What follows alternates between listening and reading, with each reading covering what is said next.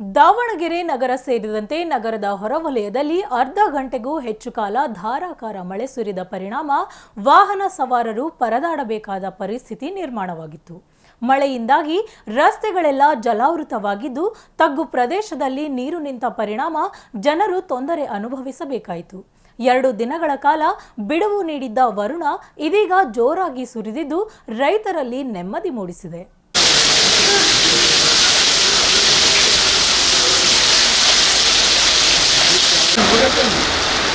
ಕುಮಾರಸ್ವಾಮಿನ ಡಾಕ್ಟರ್ನ ತೋರಿಸಲೇಬೇಕಂತ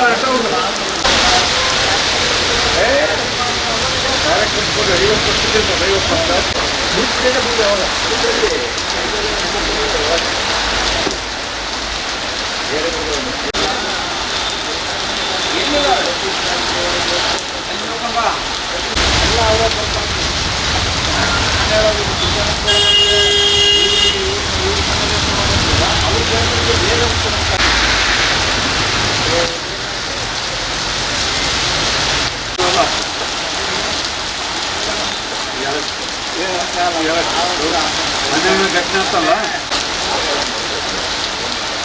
ಇಷ್ಟ